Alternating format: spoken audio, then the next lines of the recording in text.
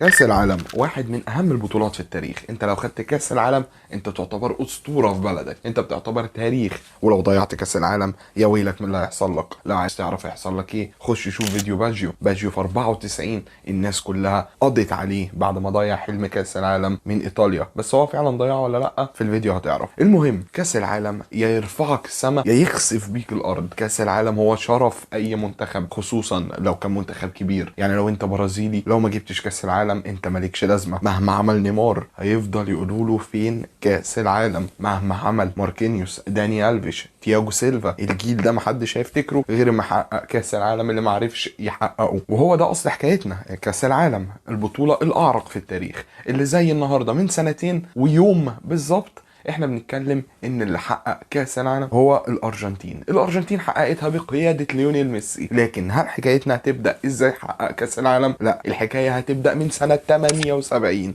ايوه 78 دي قد تكون اطول مقدمه في تاريخ اي فيديو عملناه، لكنها اهم مقدمه في التاريخ. سنه 78 الارجنتين بتحصد اول بطوله ليها على ارضها وسط جماهيرها بقياده العبقري ماريو كيمبس صاحب 6 اهداف في البطوله، وهداف البطوله وافضل لاعب في البطوله، صاحب اليساريه المرعبه اللي بتاخد في طريقها اي حد وبتخش الشباك. الارجنتين بتكسب هولندا 3-1 فين؟ في الارجنتين، وتتوج باول بطوله. بعدها بيظهر عبقري اسطوره من تحت الارض اسمه دييجو ارماندو مارادونا، بيخليهم ياخدوا اللقب الثاني سنة 1986 بعد 8 سنين من اول لقب للارجنتين عن طريق ماريو كيمبس. بيظهر دييجو ارماندو مارادونا وبيحط جونين في النهائي، هدف القرن وهدف الرب. هو بيقول لك دي اليد الالهيه والعنايه الالهيه اللي خلتني احط الجون بالايد قدام انجلترا. لكن كاس العالم في المكسيك 86 هو لحظه لا تنسى، عشان هدف القرن اللي رقص فيه لعيبه كلها حرفيا وحط الجون. مارادونا بيثبت ان هو لعيب اسطوري لان هو لوحده رفع اسم بلاده، اهم من ماريو كيمبس. ايوه اهم من ماريو كيمبس، لان مارادونا عمل كل حاجه عشان بلاده تتوج بالبطوله دي. طب وميسي ماله؟ لو تاخد بالك انا قلت لك في الاول احنا بنتكلم ازاي ميسي كسب كاس العالم، لكن انا هقول لك الاهم،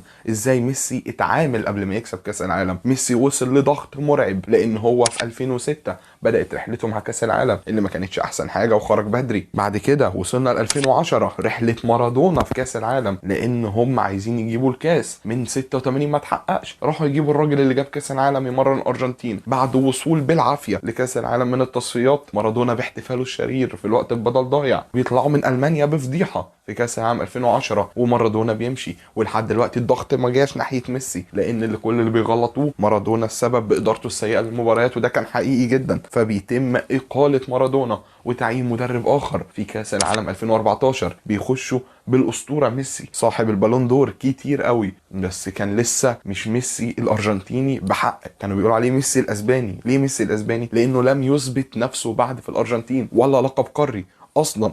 2014 بيفضل يحاول ويحارب مع دي ماريا ويقدم نسخه جيده جدا وبياخد افضل لاعب في البطوله، لكن بيخسروا النهائي بجون ماريو جوتزا وبفرص هيجوايين الضائعه، وميسي بيشيل الليله. بعديها بيوصلوا في الكوبا امريكا 2015 وبيخسروها في النهائي، مش ممكن. بعديها بيخسروا تاني من تشيلي في نهائي الكوبا امريكا. ايه اللي بيحصل يا ميسي؟ انت جاي تضحك علينا الناس، مش جاي تلعب كره قدم. لدرجه ان ميسي بعد الكوبا الثانيه قال لك انا هعتزل اللعب دوليا. انت متخيل الضغط وصل عليه لحد ما هيعتزل اللعب دوليا؟ فاحنا دلوقتي هنحكي قصه واحد معتزل دوليا ولا هنحكي قصه من الاول خالص؟ انا هقول لك، تعال نعرف الحكايه بالظبط. بس قبل ما نعرفها يا ريت تعمل لايك وشير وسبسكرايب في القناه عشان يوصلك كل جديد. يلا بينا نبدا رحله ميسي من الاعتزال لتحقيق اغلى بطولات في تاريخ الارجنتين، وهي كاس العالم 2022 في قطر.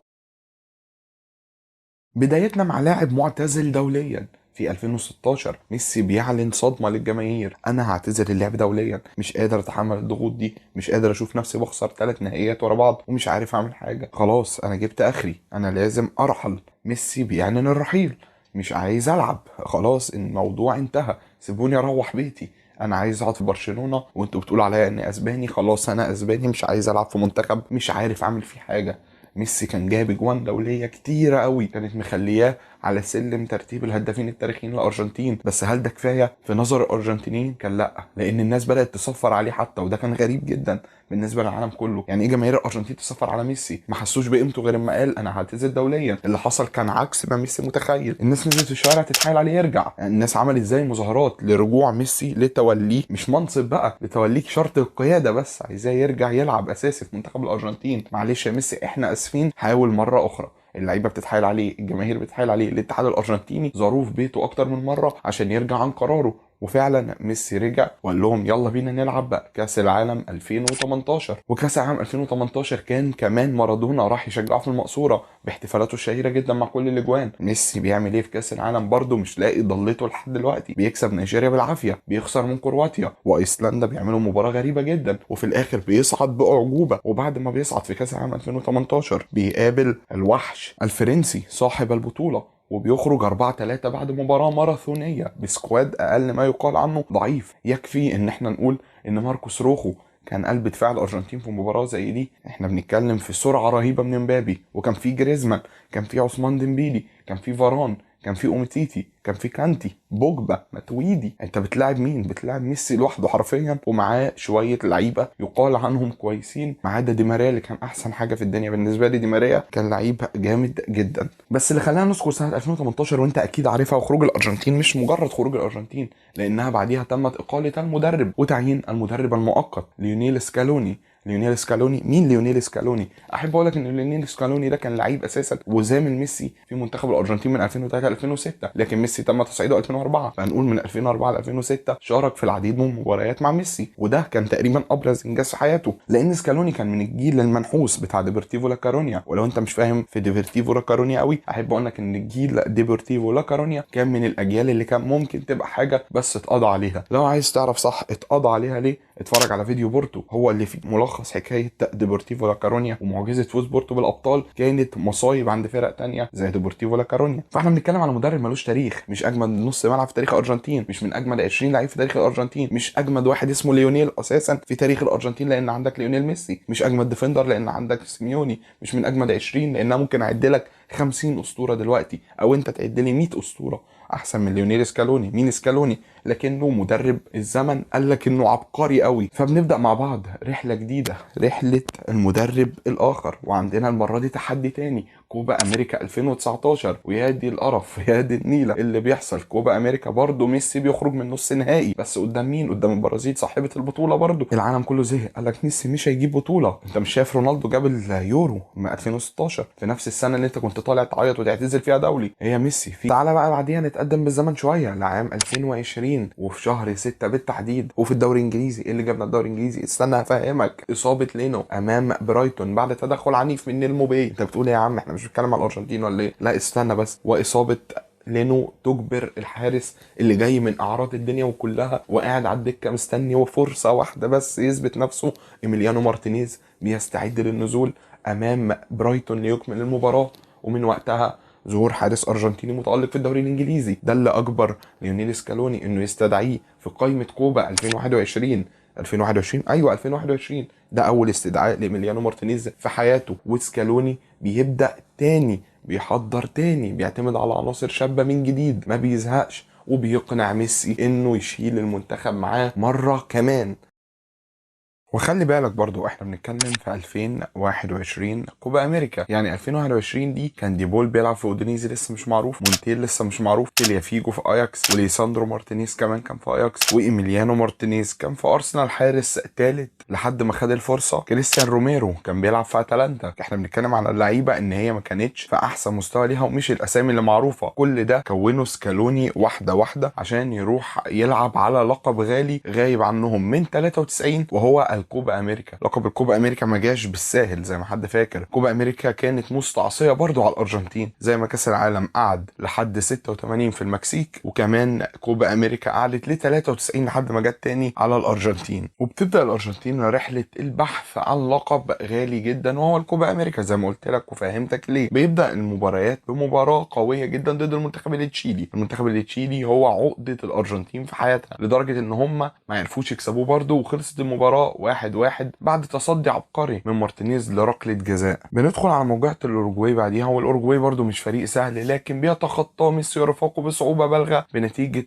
1-0. احنا بنتكلم على أوروجواي بيضم كافاني، بيضم سواريز، بيضم لعيبة كتير جدا صعبة يعني. وفي آخر مجموعات بنقابل باراجواي وصيف نسخة 2011 طبعا بعد ما خسر من أوروجواي 3-0. المهم ان باراجواي بيخش عينه عايز يكسب الأرجنتين لأسباب تؤهله شخصيا، والأرجنتين كان معاه 4 نقط بس، فالأرجنتين برضو بيلعب جيم مقفول دفاعيا كالعادة وبيكسب 1-0 فقط وبيتأهل. الأرجنتين بيصعد أول من مجموعته، بيلاقي طريق سهل عن طريق بوليفيا والأرجنتين في البرازيل. يعني بوليفيا بيفقد نص قوته لأن هو ما بيلعبش كويس غير في بلده بس أصلا بسبب الأكسجين والقصص دي، فبيلعب قدام الأرجنتين بياخد 4-1 مستريح خالص وبيمشي. ونجم كل موقعه هو إيميليانو مارتينيز وليونيل ميسي بالترتيب كده، ميسي ثم مارتينيز، لأن مارتينيز كان عامل شغل أسطوري عشان يحاول يحقق لقب لبلده أولا ولنفسه ثانيا ولميسي ثالثا، زيه زي بقية اللعيبة اللي كلها نفسها تشوف ميسي فرحان. بنوصل لدور ربع النهائي، وعلى غير العادة المفروض منتخب الإكوادور يبقى صعب شوية على ميسي ورفاقه، لكن بيتم سحقه ب3-0 في ربع النهائي عشان يتأهلوا ويلعبوا كولومبيا في نصف النهائي بقيادة جيمس رودريجيز وياري مينا. وليه انا قلت لك ياري مينا؟ لان المباراة بتخلص في وقتها الاصلي بالتعادل، ولكن تتجه الى ركلات الترجيح بعد التعادل ايضا في الاشواط الاضافية، وهنا بيقابل ياري مينا مارتينيز اللي بيعمل معاه لقطة شهيرة جدا وبيلعب على اعصابه، بيقول له انا اعلم اين ستسددها، انا اعلم، وبيخش وفعلا بيصد منه ضربة الجزاء وبيصد كمان ضربة جزاء وبينقذ الارجنتين كعادته إيميليانو مارتينيز، وبتتأهل الأرجنتين إلى النهائي عشان تواجه البرازيل في ملعبها بس بغياب جمهورها لظروف الكورونا ولسه الساعة الكاملة والكلام ده. فالأرجنتين تعتبر بتلاعب البرازيل من غير نص قوتها الأساسية، بس دي مش حجة لأن الأرجنتين لعبت مباراة نهائية أسطورية، كانت الالتحامات هي كان فيها أقوى، الشخصية كانت بارزة، والرغبة في الفوز كانت أكبر بكتير عند الأرجنتين، لحتى جاء جون أنخيل دي ماريا الوحيد لوب في إيدرسون الجون المشهور جدا، وخلصت المباراة 1-0 الأرجنتين عن طريق دي ماريا بعد مباراة ملحمية من كل اللاعبين، خصوصا لاعبين أمثال ديبول ولاعبين زي إيميليانو مارتينيز وطبعا ليونيل ميسي اللي كان الأكثر مساهمة في البطولة والأكثر مساهمة في تاريخ كوبا أمريكا في بطولة واحدة عشان خاطر يتوجوا بالكوبا الغالية الغايبة من 93. وميسي شم نفسه أخيرا بأول بطولة دولية لدرجة إن هو راح يحتفل مع اللعيبة وقع على رجله ما قدرش يروح من كتر فرح. بس لو انت فاكر ان من اول فوز الارجنتين بالكوبا الحكايه بدات، احب اقول لك الحكايه بتبدا من اللحظات دي عن اهم فيديو بدون مبالغه، مش بدون مبالغه، انا متاكد ان ده اهم فيديو في تاريخ كاس العالم 2022 هيتعمل، لان انا استنيت سنتين على لحظه زي دي عشان اقول لك مش كل حاجه، كل تفصيله مش مهمه، كل تفصيله مهمه قوي ما اتقالتش، في حاجات كتير قوي ما اتقالتش عن فوز ميسي بكاس العالم. بعد فوز الارجنتين بالكوبا خلاص جمهور الارجنتين اتحول، مش خلاص واثق من الفوز، لا ده بقى يحتفل بالكاس، مش غرور، لا ده استعداد مبالغ فيه من الجماهير. مبالغ فيه دي كلمه قليله قوي، استعداد مبالغ فيه قوي قوي قوي قوي من الجماهير، ما فيهوش علاقه بالغرور، على قد الشغف اللي انطلق لحد ما كان هينفجر في دماغهم. نقلوا الحماس ده للاعلام، للعيبه، للمدربين، للاجهزه الفنيه، لمدربين الانديه. ما تعرف ان اللعيب بتاعهم اتاخد في قائمه منتخب، بقت تريحه، بقت تخاف عليه، بقى زمايله يخافوا عليه يضربوه. انت متخيل في الدوري الارجنتيني مش هخش عليك لو انت بتلعب في المنتخب لان انت رايح مهمه وطنيه، يا رب ترجع لنا بالكاس. خليني اقول لك امثله، مثلا في مارس 2022 قبل بدايه بطوله كاس العالم بحوالي 9 شهور، جمهور الارجنتين في وديه وهم بيلعبوا بعد المباراه ما خلصت، جمهور الارجنتين انفجر في البومبونيرا اللي هو يا ميسي تعالى هات لنا الكاس، ستجدني صديق وانا بدعمك. الاغنيه دي مشهوره قوي في البومبونيرا، وطبعا كلماتها هي لايقه على بعضيها بالارجنتيني، بس انا بقولها لك بترجمها لك بالعربي فهتلاقيها مش لايقه قوي، ان هو لازم تروح تجيب لنا الكاس يا ميسي وانا رايح وراك. انا رايح وراك ده كلمات اغنيه عمرها ما كانت كلمات اغنيه، لان كان فعلا في ناس اتحركت ازاي بقى؟ مش بطياره وينزل في قطر ويقعد يستنى البطوله قبلها باسبوع، لا، جمهور الارجنتين من الطبقه الفقيره والغنيه والمتوسطه راحوا. الطبقه الفقيره راحت ازاي؟ الطبقه الفقيره كانت بتشتغل عشان تسافر اقرب بلد ليها وارخص بلد، بعد كده تروح البلد اللي هناك تشتغل عشان تسافر اللي بعديها، كل ده بعد فوزهم بالكوبا. بعد فوزهم بالكوبا كان فاضل حوالي سنه وشويه على كاس العالم، استغلوها يحوشوا مصاريف مروحهم لقطر، وربنا يستر في الرجوع، مش راجع غير بالكاس. خلاص الموضوع اتحدد، انا مش راجع غير بالكاس، انا رايح قطر اجيب الكاس. طب هترجع ازاي يا ابني؟ مش مهم، المهم الكاس يبقى معانا. لازم الارجنتين تجيب التالتة. الارجنتين كلها ما بتفكرش غير في حاجه واحده من ساعه ما كسبوا الكوبا، التالتة جايه. لازم كاس العالم التالتة ترجع لنا. من سنه 86 احنا مستنيين اللحظه دي. حتى جمهور الارجنتين في منه بدا يشجع كندا ليه؟ لان كندا اخر مره صعدت الارجنتين خدت كاس العالم. انت متخيل الموضوع وصل بيهم ايه؟ بقى في علماء فلك ارجنتينيين بياكدوا ان ساعه كاس العالم ما هيتلعب 22 كان في ظواهر مشابهه للي بتحصل سنه 86. انت متخيل الموضوع بنتكلم في ايه؟ احنا خرجنا بره نطاق الكوره. المكنه مش نعمت، لا ده دماغهم راحت، دماغهم ساحت، ما بيفكروش غير كاس العالم. اكل وشرب مش مهم، كاس العالم هو الاهم. لدرجه ان في ناس ما كانتش قادره تستنى كاس العالم لازم يبدا. وصلوا قطر قبل بدايه كاس العالم ب 90 يوم، ب3 شهور. انت رايح تتفرج على بطوله من 6 ماتشات، واصل قبليها ب3 شهور. وصلوا لقوا فريق بيلعب بيلبس نفس الوان الارجنتين. وهو بالمناسبه فريق الوكره القطري، فريق مشهور في قطر جدا، يعني لو انت بتتابع الدوري القطري هتعرفه. المهم ان هو فريق الوكره القطري كان جمهور الارجنتين بيشجعه لانه بيلبس زي الارجنتين. هم بيجيبوا جون بيهيصوا وبيحضروا كل ماتشاته، وبقى في حضور جماهيري كثيف لنادي الوكره من الارجنتينيين. بدات تستوعب صح اللي انا بحكي لك فيه؟ ومدى الاهتمام عشان يجيبوا البطوله اي حاجه ممكنه عشان الارجنتين تكسب كاس العالم الثالثه المره دي. الحاله دي فعلا اتنقلت للعيبه، اتنقلت للجهاز الفني، لدرجه ان انا هقول لك امثله بقى. في مباراه الارجنتين والهندوراس، الارجنتين في واحد من الهندوراس دخل على ميسي تدخل خشن شويه، مش خشن لا خشن شويه. اللي حصل ان لعيبه الارجنتين كلها بلا استثناء ما عدا حارس المرمى هجموا عليه عشان خاطر ما حدش يقرب لميسي. احنا عندنا كاس العالم بعد اسبوعين، انت مجنون بتعمل ايه؟ ميسي لو اتلمس هنقتلك بجد. اللعيبه بتاعت هندوراس خافت تقرب من ميسي بقيه الماتش لحد ما ميسي نفسه يطلب التغيير او يكمل الماتش للنهايه. ميسي ممنوع الاقتراب او التصوير منه في الملعب طول ما احنا عندنا كاس عالم، لان هو ده اللي هيجيب الثالثه. اللعيبه بتلعب عشان تحمي ميسي ويكسبهم، مفيش حاجه تانية بيعملوها. واي ارجنتيني كان فيه في دمه الارجنتين كان عايز ينزل يلعب يجيب كاس العالم. لدرجه ان دي كانت ردة فعل تياجو الماضا وعيلته بعد ما راح كاس العالم مكان خواكين كوريا قبل 3 ايام من متصف في الوديه الاخيره. بص الجنان، بص اللي بيحصل. العيله كلها بتحتفل اكنهم خدوا بطوله، مش رايح يلعب في كاس العالم. الموضوع اتحول زي في الارجنتين كده، يا هنجيب كاس العالم يا مش هنرجع. خلاص احنا هنروح نجيب البطوله، يا اما بقى لمونا من شوارع قطر هنتشرد بقى. اللي عنده حاجه يعملها خلاص بقى، اللي هيشوف له البحرين يقعد فيها، قطر يقعد فيها، اللي يقعد في السعوديه. خلاص الموضوع ينتهي معانا على كده. يا كاس العالم دي يا اما مش عايزين كره. واخيرا بنبتدي المونديال الاعظم في التاريخ من وجهة نظري، مونديال 2022، مونديال قطر. لمفاجآته الكتير، لسيناريوهاته المرعبة، لكل حاجة فيه، للمتعة الفائقة. اللعيبة بادئة في ديسمبر بفورمة عالية جدا جدا جدا جدا في اواخر نوفمبر بالتحديد. وبنبدأ مع بعض كأس العالم. المجموعة الاولى ما فيهاش مفاجآت اللهم الا صحاب الارض. قطر بيتغلب في اول مباراه وبيفوز هولندا على السنغال، ده طبيعي. والمجموعه الثانيه بتغلب انجلترا ايران 6-2 بتسحقها سحقا شديدا. ونروح بعديها لمباراه امريكا وويلز 1-1 التعادل. وبيبتدي معانا المتعه الرهيبه، مباراه ولا في الحسبان. الساعة 12 الظهر، جمهور السعودية مالي المكان وجمهور الأرجنتين مالي المكان. التذاكر متباعة والملعب مليان والمنظر يفرح بين الفريقين. وبتبتدي معانا واحدة من أمتع المباريات في تاريخ كأس العالم. بيبتدي معانا مباراة السعودية والأرجنتين.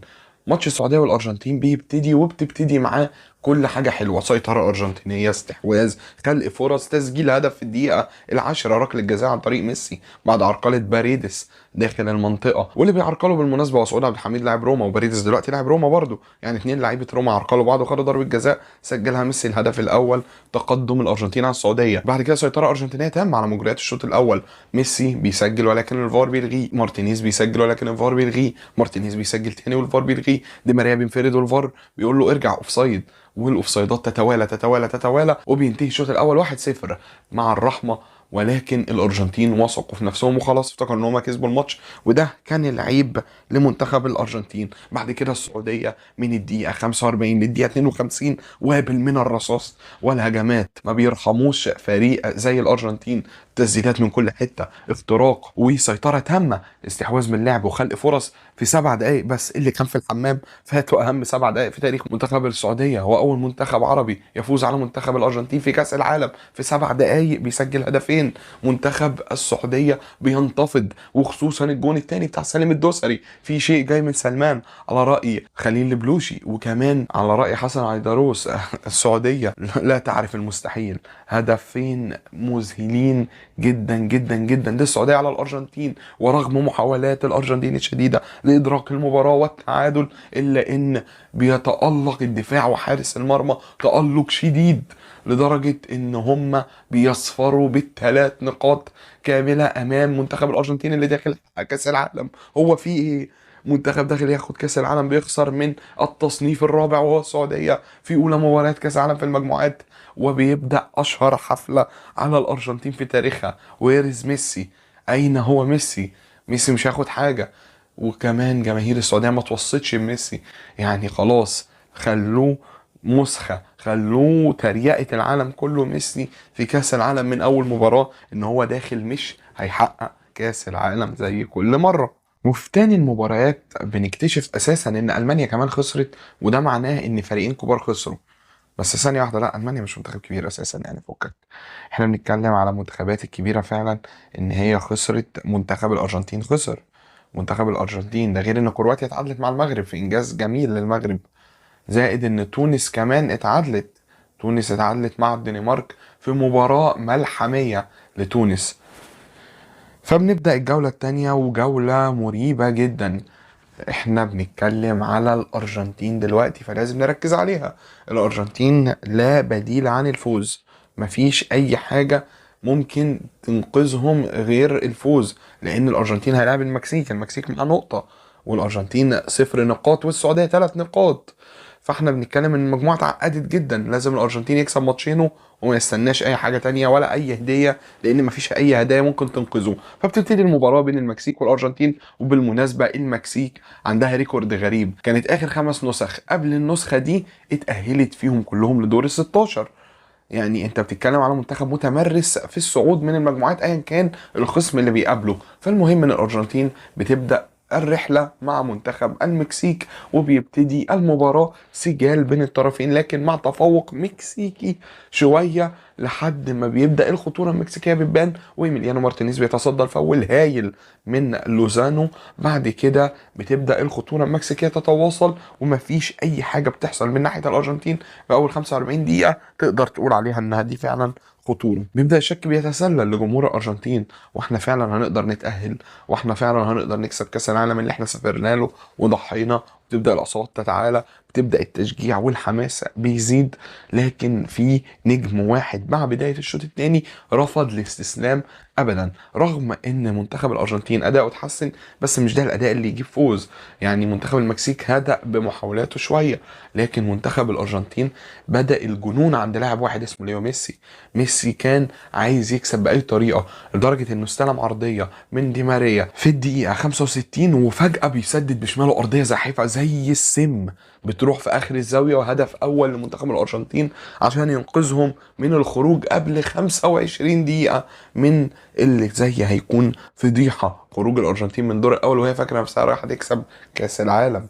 ومنتخب الارجنتين بيواصل ضغطه بعد الهدف وما بيأس، والدفاع بيستبسل لحد ما ميسي بيمرر انزو فرنانديز اللي بيسجل واحد من اجمل اهداف الارجنتين في المونديال 2022 ويعلن فوز الارجنتين اخيرا باول مباراه في كاس العالم 2-0 على المكسيك. ومنتخب الارجنتين بيرجع للحياه تاني. الماتش الجاي فيصل مع بولندا اللي هي بالمناسبه كسبت السعوديه، بقت المجموعه 4 نقط بولندا، 3 نقط الارجنتين، 3 نقط السعوديه، واخر المجموعه المكسيك بنقطه واحده. كله عنده فرصه يصعد. وبعد مباراة المكسيك ما بتنتهي لعيبة الأرجنتين كلها بتحتفل في غرف الملابس، رغم إن دي أول 3 نقط يجيبوها في البطولة، لكن حسوا إن هم قادرين فعلا يجيبوا البطولة وقادرين مع ميسي يجيبوا البطولة. وكلمات الأغنية كانت بتقول كده، إن إحنا معانا اليو إحنا هنجيب البطولة، وشوفونا وإحنا بنرفع الكاس التالتة بتاعتنا، ومعانا اليو هيحققها لنا، ونرى مارادونا من السماء وهو جالس مع أهله ويبتسم لنا. يعني هم متأكدين ان هم هيجيبوا البطولة، لان احنا في الماراكانا جبنا بطولة الكوبا امريكا، يعني خدوا كوبا امريكا من البرازيل، فكل حاجه ممكنه. اما اخد البطوله من غريمي، فانا مش خايف من اي حاجه في الدنيا. بنخش بقى على الجولة الأخيرة وجولة الحسم، وحماس رهيب بين الأربع فرق، بين السعودية اللي معاها 3 بونت، وبين بولندا اللي معاها 4 بونت، وبين المكسيك اللي معاها نقطة واحدة، والأرجنتين بطلة حكايتنا وقصتنا اللي معاها 3 بونت برضو، من فوز وحيد على منتخب المكسيك في الجولة التانية. بتخش وهي عايزة تكسب أو تتعادل وتستنى مع بولندا، لأن النتائج بتقول إن كل شيء وارد، الأربع فرق عندهم فرصة حقيقية. فهي قالت انا هلعب على المكسب، وفعلا الارجنتين اظهرت شخصيه مرعبه من اول دقيقه، ضغط وشراسه وعرضيات هنا وعرضيات هنا وكورنرات هنا وكورنرات هنا وتسديدات وتالق تشيزني، وكل حاجه بتقول الارجنتين هتجيب جون. اول ربع ساعه بولندا مش شايفه، 20 دقيقه بولندا مش شايفه، 30 دقيقه بولندا مش شايفه، وتشيزني هو نجم اللقاء بلا اي منازع. اتصد لتسديدات الناس كلها، دي ماريا ولوتارو مارتينيز وكمان ميسي وكمان الفاريز عمال يصد تسديدات الناس كلها، مش راحم حد، لحد ما تيجي لحظة الحسم وضرب الجزاء لمنتخب الأرجنتين على بولندا، وبيتقدم لها ميسي وبيحاول يضع بلاده في المقدمة زي عادته، لكن ميسي في اللحظة دي بيضيع ضرب الجزاء بشكل غريب جدا. لكن اللي انا خدت بالي منه ان اللعيبه عزيمتها ما نزلتش وارادتها ما نزلتش، لان التعادل ما كانش بيخرجهم، فهم ما كانوش مضغوطين، هم كانوا راكبين الماتش. فضلوا راكبين الماتش لحد ما انتهى الشوط الاول بالتعادل بفضل منتخب بولندا عن طريق لاعبه تشيزني فقط. محدش فيهم عمل اي حاجه غير تشيزني. الماتش ده محدش جه من بولندا فعلا غير تشيزني، ومش الشوط، لا الماتش كله. لان في بدايه الشوط الثاني بعد محاولات عديده، اول محاوله في الشوط الثاني بتتوج لمنتخب الارجنتين بالنجاح، ونفس العرضيات اللي كانوا بيحاولوا يعملوها في الشوط الاول، من اول عرضيه في الشوط الثاني اليكسيس ماك اليستر بيلعب الكوره في اخر الزاويه، وبتسجل هدف اول لمنتخب الارجنتين اللي بيعلن بيه عن صداره المجموعه، لان منتخب المكسيك وقتها كان كسبان السعوديه وعايز يتاهل هو كمان.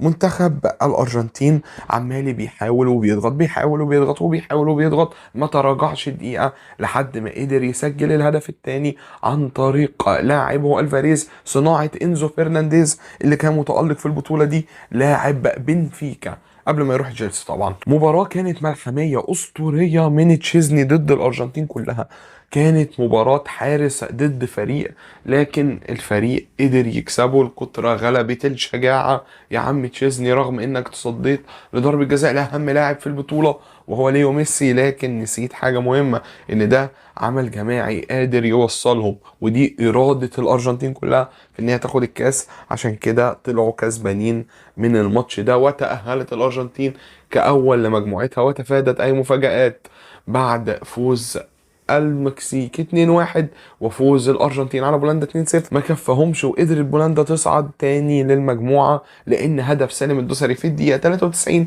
هو اللي خرج المكسيك بالصدفه البحته.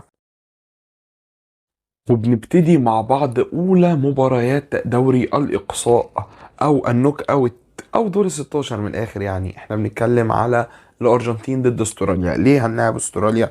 لان المجموعه بتاعت الدنمارك فرنسا واستراليا وتونس حصل فيها مفاجاه كبيره جدا. بعد تعادل الدنمارك مع منتخب تونس وخسارتها من منتخب فرنسا، كمان بتفشل في الظفر بالبطاقة الثانية. بعد كمان فوز تونس على فرنسا ما بيكفيش، واستراليا بتكسب تونس وبتصعد هي ب6 نقاط بعد الفوز على الدنمارك في مفاجأة مدوية، وبتطلع الدنمارك وتونس وبتصعد هي. تونس بسلاح الجمهور، الدنمارك بالسلاح الفني الأقوى، لكن استراليا مش عارف بالحب بقى ولا ايه صعدت، بس قدرت تجمع 6 نقاط. والكسبان هيلاعب هولندا اللي تفوقت على امريكا 2-0 في وقت سابق، وتأهلت اول فريق لدور الثمانية بعد تصدرها لمجموعة قطر والاكوادور والسنغال، اللي بالمناسبة السنغال صعد معاها كتاني للمجموعة بس خرج بعد خسارته من انجلترا. بنبتدي المباراة بضغط ارجنتيني قاتل. الارجنتين عايز تعمل حاجة، لا الارجنتين برضو شكلها كان وحش قوي في الماتش ده، وحش وحش يعني. انا مش هجامل ومش مش هقول اي حاجه. اول نص ساعه كلها مايله لاستراليا. استراليا الاخطر، استراليا تقدر تسجل، استراليا بتحاول. لكن في واحد كان في قمه عطائه في الماتش ده، واحنا طبعا بنتكلم هنا على ليونيل ميسي. ميسي في الماتش ده قدم واحد من اجمل الاداءات الفرديه. كان بيعزف في المباراه تمريرات حاسمه كتير قوي اتلعبت للوتارو مارتينيز اللي ضيعهم كلهم بالمناسبه. لوتارو مضيع يجي 3 4 انفرادات في الماتش ده.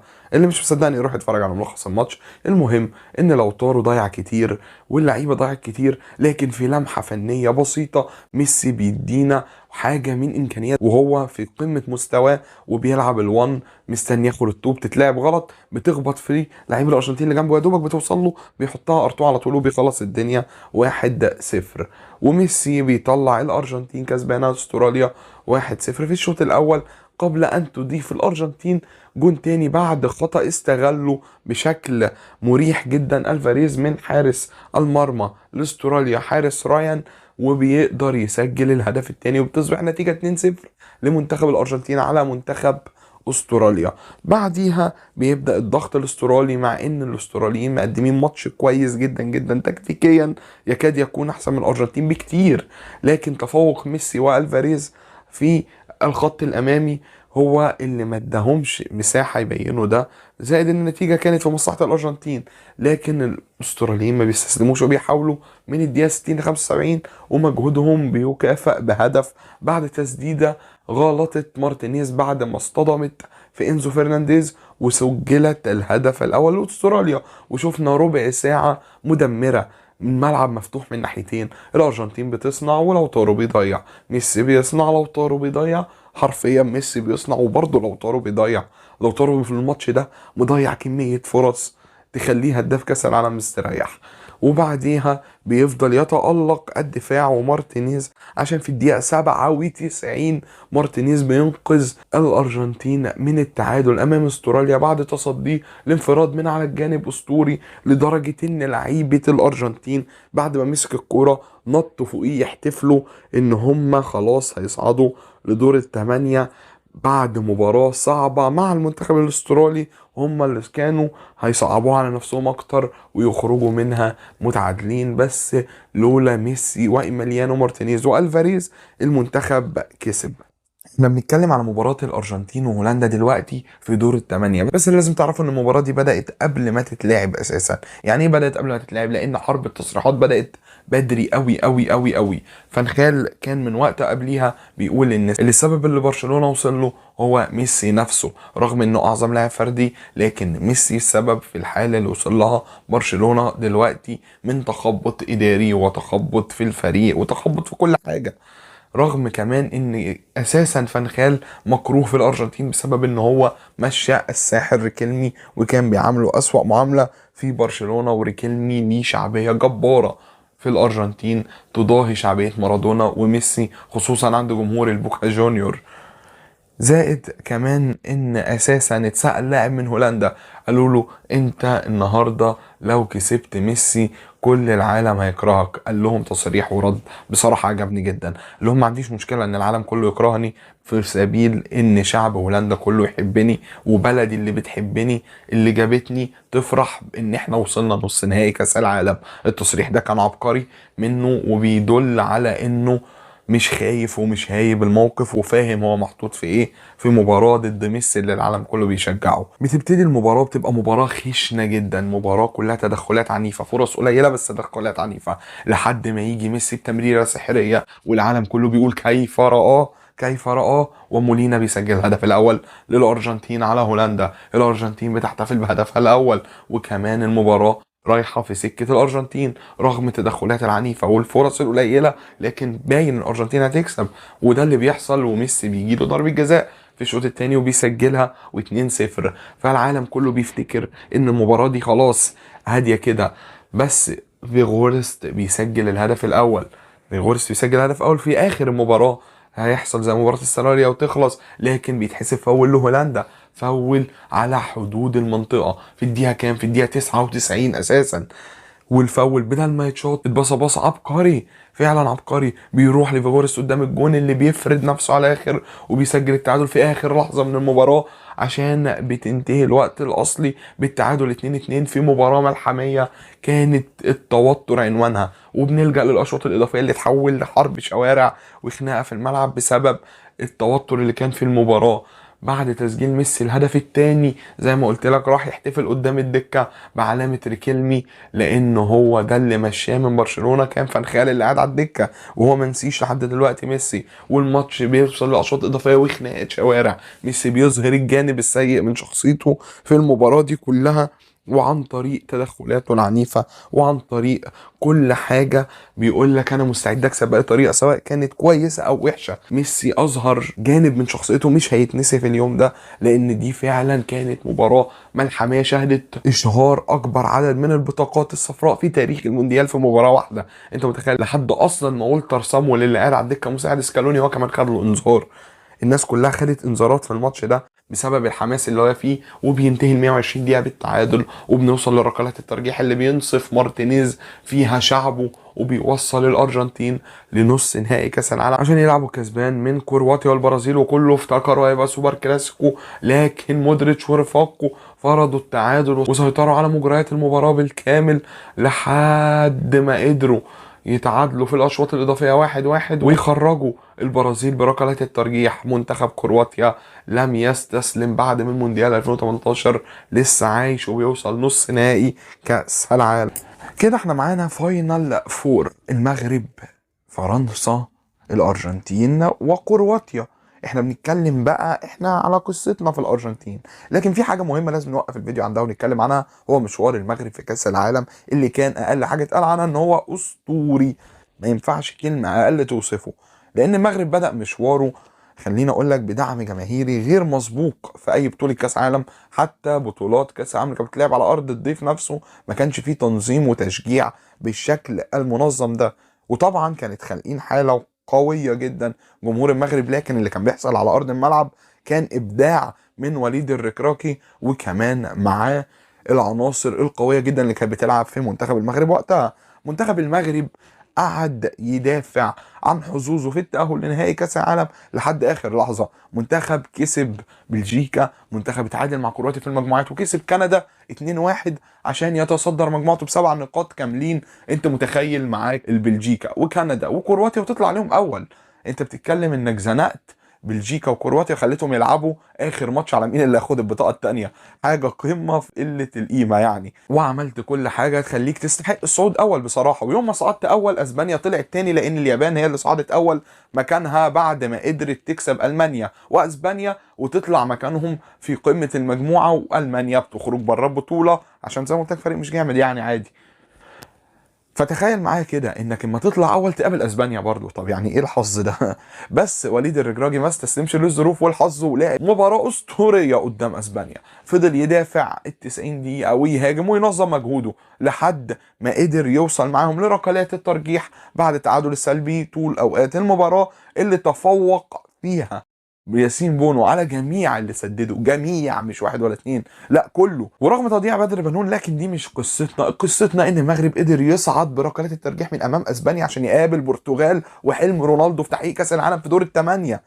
يعني هي البرتغال نفسها قالت دي المغرب مهما كان المغرب، لكن المغرب بترد اعتبارها قدام البرتغال وبتكسبها 1-0 بهدف اسطوري قوي قوي قوي. تخيل ان رونالدو يبقى قاعد على الدكه ويشوف واحد من اعلى الارتقاءات في العالم قدام عينيه وبيتحط جون من يوسف النصيري بعد عرضيه من يحيى عطيه الله. انت بتخيل رونالدو ملك الارتقاءات بيشوف ارتقاء اسطوري قدام عينه وبيخرجه من البطوله، رغم ان هو نزل بس ما لحقش يعدل الاوضاع عشان المغرب تتاهل لنص نهائي كاس العالم قدام فرنسا. فرنسا بالمناسبه عشان برضو نحكي الحكايه كلها، فرنسا تاهلت من مجموعتها مع استراليا، المجموعه الغريبه اللي كان فيها الدنمارك وتونس، واستراليا اللي صعدت عليهم. فرنسا قدرت تلاعب بولندا اللي كانت في مجموعه ميسي وتخرجها بعد مباراه كانت بطلها الاول طبعا امبابي اللي سجل هدفين في المباراه دي.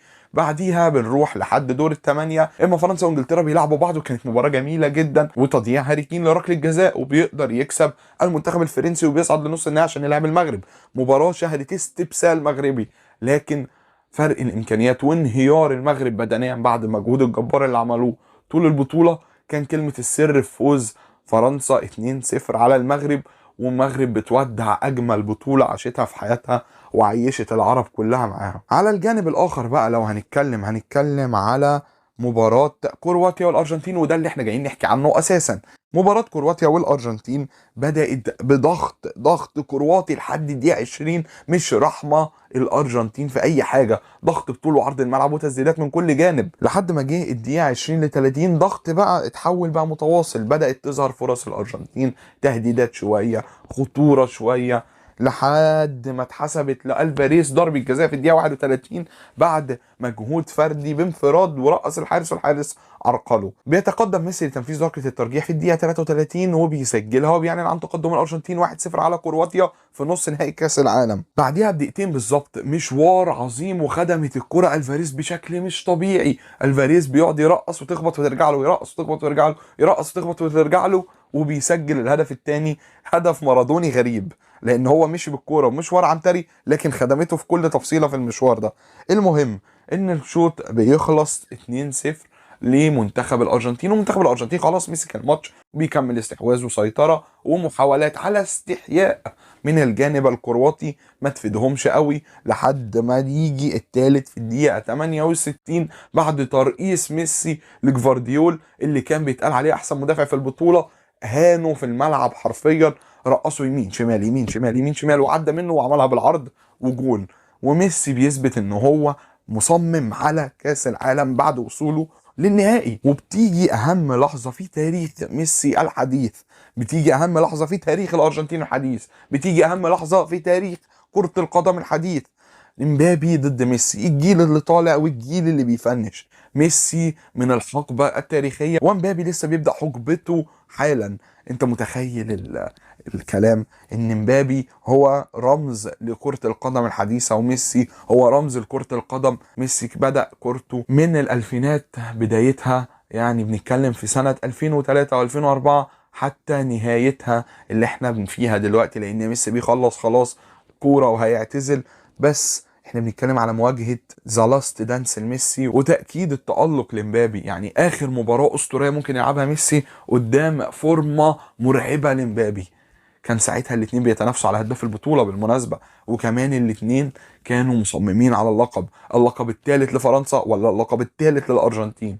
الموضوع كان صراع محتدم بين منتخبات أوروبا ومنتخبات أمريكا الجنوبية. منتخب أوروبي بيسعى لمواصلة سيطرة أوروبا على كأس العالم اللي ما غابتش عنها من 2006، ومنتخب أمريكي جنوبي بيحاول ياخد بطولة من 2002 من ساعة ما البرازيل خدت كأس العالم. ما فيش منتخب من امريكا الجنوبيه قدر ياخد كاس العالم. بتبتدي المباراه بتحكيم من بولندا من مارتينياك، ومعاه كمان كل طاقم التحكيم مستعد، ودوله قطر مستعد عشان تنظم اهم نهائي في تاريخ العرب، اهم نهائي اللي تحول لاهم نهائي في تاريخ العالم، بحضور جماهيري مليان بين فرنسا والارجنتين وكل السياح اللي نفسهم يتفرجوا. كان الاستاد متقفل، استاد الحلم، استاد لوسيل كان يستضيف مباراة أسطورية بدأت بطريقة أسطورية، ضغط أرجنتيني مرعب، الأرجنتين مصممة على اللقب من أول لحظة لحد ما قدروا يكسبوا ضربة جزاء أخيرا في الدقيقة 21 بالظبط، ضربة جزاء دي ماريا قدر يكلفت ديمبلي ويغلطه وياخد منه ضربة جزاء. ضربة جزاء كان محتاجها الأرجنتين، انتفض جمهور الأرجنتين بعد حسابها، وميسي بيتقدم للتسديد وميسي بيسجل جول. ميسي 1-0 للأرجنتين، وبيستمر سيطرة الأرجنتين المرعبة على مجريات المباراة. ضغط هنا وضغط هنا، تمريرات هنا وتمريرات هنا، باصات من عمق، باصات من على الطرف، واستحواذ مرعب. وحتى الآن فرنسا مش فاهمة ايه اللي بيحصل، فرنسا مش مستوعبة الصدمة اللي هي داخل عليها. بيطلعوا مرتدة منتخب الأرجنتين، ميسي بيلبس ألفاريز بيلعب ماكاليستر بالعرض دي ماريا، جون تاني. 2-0 في النهائي في الشوط الأول، دي حاجة كبيرة جدا بتقولك انك داخل تتغلب خلاص، الأرجنتين هتبقى بطل العالم بكل سهولة. وبيخلص الشوط بعد سيطرة أرجنتينية مطلقة. ما جاش خالص منتخب فرنسا لحد دلوقتي، ما ظهرش في النهائي. هو ايه اللي بيحصل؟ ديدييه ديشامب مش عارف يعمل حاجه، ليونيل سكالوني واكل منه الملعب بالطول والعرض. بتبدا المباراه من الدقيقه 45 ل 70، كل ده سيطرة أرجنتينية، وكله بيقول في نفسه يا ريتنا سجلنا التالت دلوقتي، يا ريتنا سجلنا التالت دلوقتي.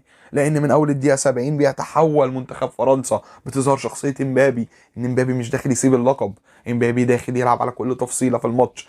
امبابي عرف إن في مشكلة في الجانب الأيمن للأرجنتين، وتعب الجانب الأيمن للأرجنتين، استغل الموضوع جدا وبدأ يضغط من الناحية اليمين، من الناحية اليمين، لحد ما قدروا يكسبوا ضربة جزاء في الدقيقة 80 وبيدوها لامبابي، يقول لامبابي رجعنا الماتش. وامبابي بيخش على العملاق ايميليانو مارتينيز اللي شهرته اساسا في ركلات الترجيح ان هو بيتصدى لاي ركله ترجيح مهما كانت، وبيخش امبابي وبيسدد قنبله بتلمس ايد مارتينيز وبتخش بيها عشان يبقى النتيجة 2-1 لمنتخب الأرجنتين في نهائي كأس العالم. والدقيقة 81 والأرجنتين بتسنتر وبتلعب، لكن الكرة بتتقطع على طول، الكرة بتتقطع وفجأة ضغط فرنسي، ضغط فرنسي، ضغط فرنسي، الكرة بتتلعب بالعرض. امبابي بيعمل ايه؟ بيسدد على الطاير، جون، جون مرعب، التعادل لمنتخب فرنسا في دقيقتين. وميسي بيبتسم وبيضحك وبيبص للأرض ومش عارف أعمل ايه. ميسي بيتصدم صدمة عمره بعد تسجيل هدفين في دقيقة، والحلم ممكن ما يتحققش، حلم كأس العالم ممكن يروح من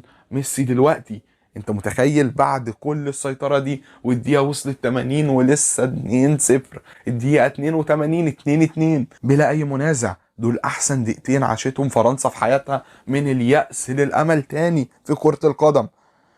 وبيبتدي منتخب فرنسا بيضغط بيضغط بيضغط بيضغط بيضغط وما بينقذهمش خالص غير صفارة الحكم. لكن ميسي برضه في اخر لحظة سدد قذيفة بيتصدى لها لوريس عشان يعلن ان المباراة هتنتهي بالتعادل في وقتها الاصلي وهنلجأ للاوقات الاضافية. وبيبتدي الوقت الاضافي ولو طاروا بيبدأ بيعك برضه. لو طاروا عمل اسوأ 30 دقيقة في مسيرته، لان لو طاروا بيضيع فرصتين ورا بعض، هم دول اللي كانوا فرصتين الوحيدين في الشوط الاضافي الاول، وفرنسا بتلم ورقها وبتخش على الشوط الاضافي الثاني بثقه اكبر شويه. بس في اول الشوط فرنسا ما بتعرفش تستغل الثقه دي، لان في الدقيقه 108 بالظبط تسديده من لوتارو اللي عمال يضيع بس بترد لميسي امام المرمى، ميسي بيسجل جون رغم ان مدافع فرنسا خرجها، لكن خرجها من جوه الجول، والحكم بيحتسب جول بعد العوده لتقنيه الفار، بيكتشف ان هي مش اوفسايد، وجون ثالث للارجنتين. وفي اشهر صوره في الوقت ده دي ماريا وهو قاعد يعيط على الدكه،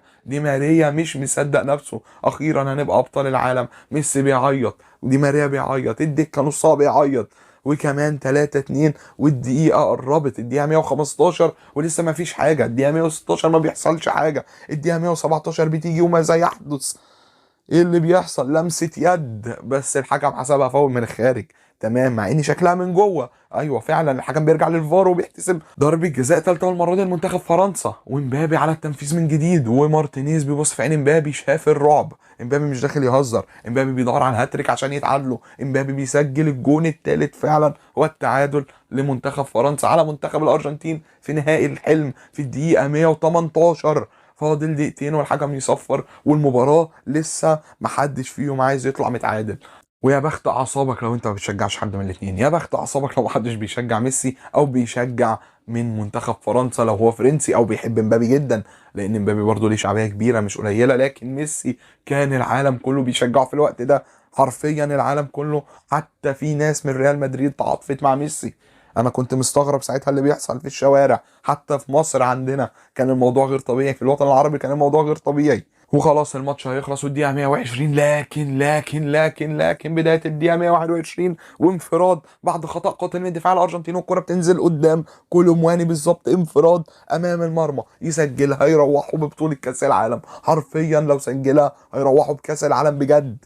لكن تسديده وكولومواني بيضيع، لان ايميليانو مارتينيز بيفرد رجله بطريقه غريبه، بيلعب باليه في الملعب عشان خاطر يشيل الكوره. اقوى تصدي شفته في حياتي في كاس العالم كان في اخر دقيقه من المباراه عشان يعلن التعادل. ايميليانو مارتينيز صد كوره لو اتعادت مليون مره هتيجي جون. ايميليانو بيعمل تصدي القرن بجد، لو في تصدي للقرن ال21 انا متاكد ان انا مش عايش لاخره الا لو ربنا اراد، بس لو عشت انا هشوف الجايزه دي، تصدي القرن هتبقى باسم ايميليانو مارتينيز بعد الصده دي. صده مرعبه اسطوريه للتاريخ، صدى فعلا للتاريخ لانها راحت تجيب كاس العالم.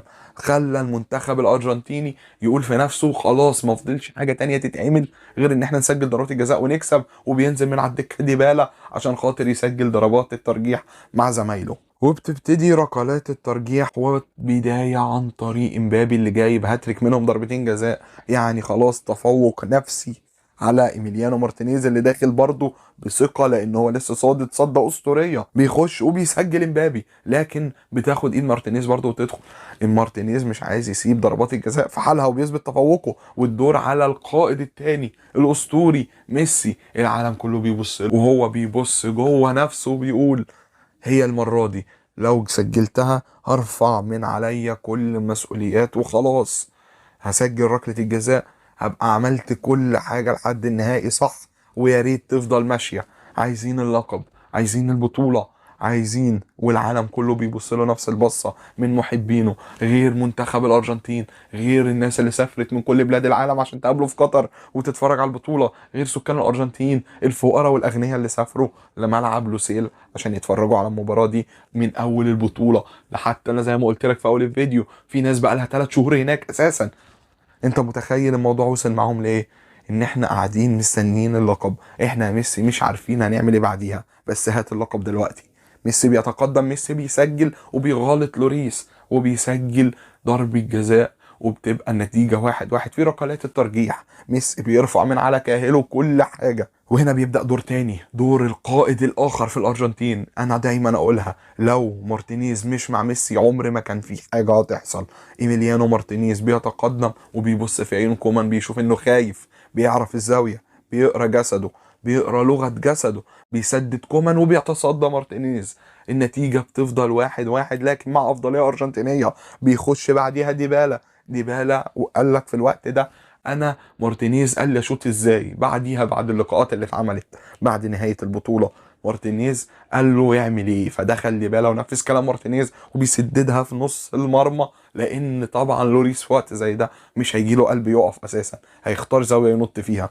وبيسمع كلام مارتينيز وبتبقى 2-1 وتقدم ارجنتيني تاني في بطولة كأس العالم. وبتبدأ الألعاب الذهنية من إيميليانو مارتينيز اللي بسببها اتعمل قانون ممنوع الكلام مع مسدد ركلة الجزاء، والا هتتعاقب. مش لدرجه استفزازه، لا، ممنوع الكلام معاه اصلا وممنوع تسيب جونك، لان ايميليانو مارتينيز قلب له مهرج. انت هتضيع يعني هتضيع، انا هعمل كل حاجه تخليك تضيع.